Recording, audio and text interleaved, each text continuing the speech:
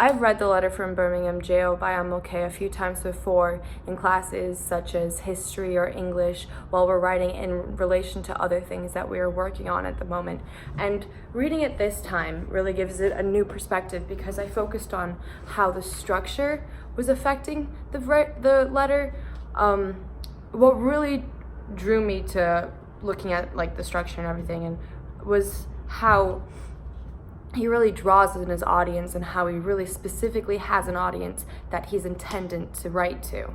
In the very first paragraph, he basically addresses them firsthand by saying, like, I normally wouldn't be writing to you, writing about or writing to address the criticism that we face because, you know what, it's just, we get too much of it already.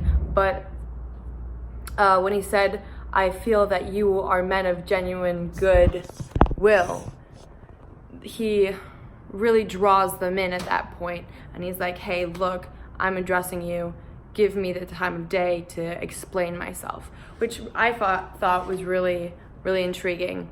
But then he goes into the next paragraph properly just explaining why he's there, because they were commenting on how, oh, you're an outsider, oh, you don't belong here. Like, he addresses he's here because he was invited here to protest, yes, but protest something that's wrong in the community. But then he goes around and he's like, just because it's their problem in their area doesn't mean it's not our problem, because a problem of injustice in one place is an injustice to multiple, which I thought was really, really interesting. But also throughout the letter, he really handholds the audience and goes through everything very, very specifically. He's not just giving like an overview of what's going on. He's giving direct examples, and he's explaining the actions that they are taking very thoroughly. For example, when he was asked, he brought up a time that he was asked, why didn't you give the administration time to act? He replied the only answer that he could was that the new administration must be probed about as much as the outgoing one before it acts.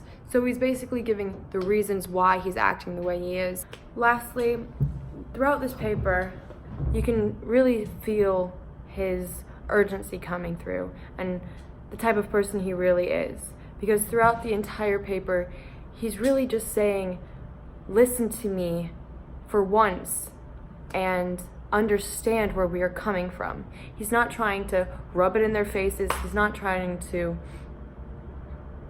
even like offend anybody. And this really comes through in the last paragraph when he says, if I have said anything in this letter that is an understatement of the truth and is indicative to our unreasonable impatience, I beg you to forgive me. Even though he's talking about all the injustice things that have been happening to him and to the people he's working with, even after all of that, he's asking for forgiveness if they've even like stepped over the line a little bit or have gone too far.